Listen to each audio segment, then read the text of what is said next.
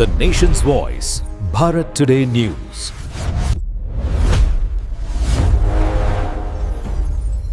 ताला जो है रचा गया एमसीडी के डिपार्टमेंट्स में, एमसीडी की सरकार में, भारतीय जनता पार्टी की सरकार में।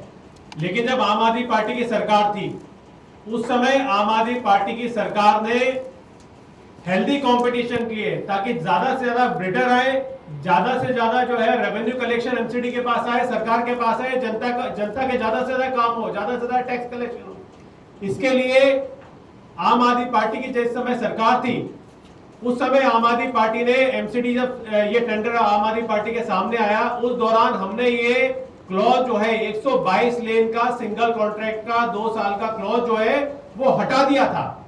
वो क्लॉज हमने हटा दिया, लेकिन भारतीय जनता पार्टी भ्रष्ट सरकार ने ये क्लॉज दोबारा उसमें डाला।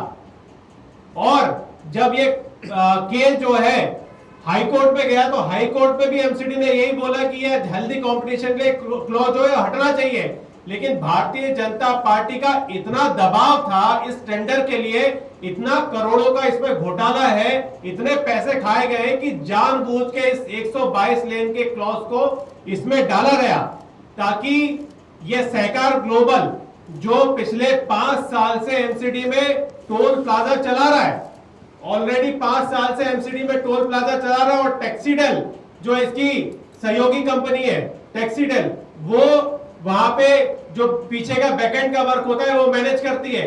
ये दोनों कंपनियों ने मिलकर टेंडर लिया, और ये टेंडर में इतना बड़ा घोटाला यहां पे सिद्ध हुआ कि भारतीय जनता पार्टी की आज जो है ये पूरी तरीके से बेनकाब हो चुका है।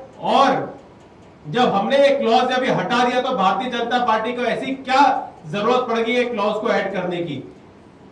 बहरहाल ये टेंडर हुआ, लेकिन ये टेंडर के बाद एक इसमें टेंडर में एक नेगोशिएशन का क्लॉज था कि आप अगर कोई ज्यादा बिडर आ गया, तो आप जिसको टेंडर अवार्ड हो गया, तो उस टेंडर की कंपनी को आप नेगोशिएट कर सकते हैं, उस टेंडर कंपनी के साथ एमसीडी नेगोशिएट कर सकती है कि अगर वो अपना रेट बढ़ाना चाहे। लेकिन उसके बाद भी ये टेंडर का क्लॉज है 7th पॉइंट, इसमें पूरी तरीके से इन्हें नकार दिया कि इनको नहीं, इसने जो बिडर है सहकार ग्लोबल, इससे कोई नेगोशिएशन नहीं किया गया, पूरी तरीके से टेंडर जो है दे दिया गया।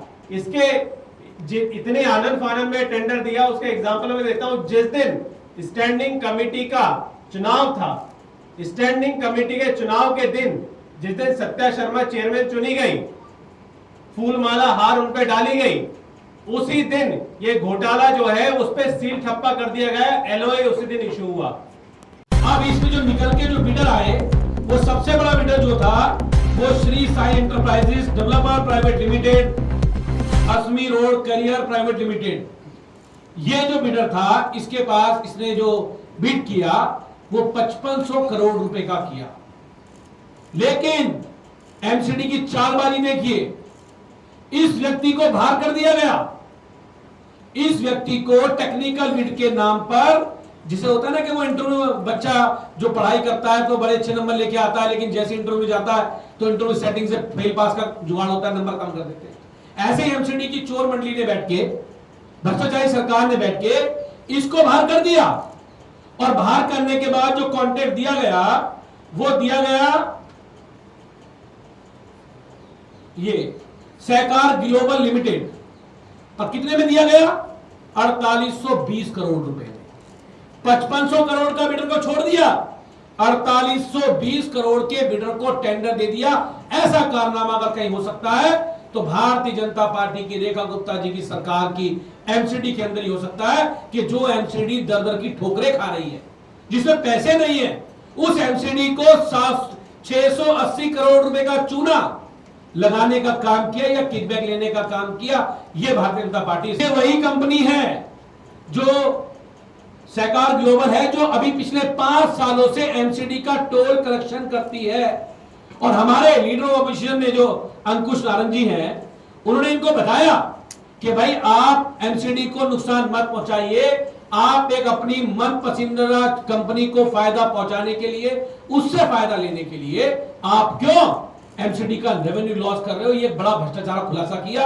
21/7/2026 को लेटर लिखने का काम किया। लेकिन साथियों, उसके बाद भी एमसीडी नहीं जागी।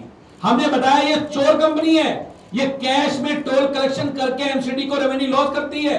लेकिन अब देखिए खेल क्या आया सामने।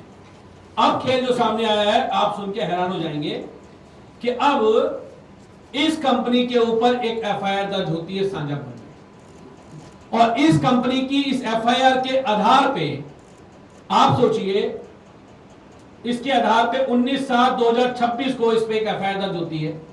और इसकी उस समय पर एमसीडी थी नहीं, क्योंकि एमसीडी का उस समय पे इलेक्शन का नोटिफिकेशन हुआ था। स्टैंडिंग कमेटी नहीं थी, तो स्टैंडिंग कमेटी में बिना लाए इसको बाईपास करके कराया गया और बाद में इसका एंटीसिपेटरी अप्रूवल लिया। एंटीसिपेटरी अप्रूवल लिया गया बाद में। एंटीसिपेटरी अप्रूवल आप तभी लेते हैं जब दाल में कुछ काला होता है, तो दाल में तो बहुत बड़ा काला है।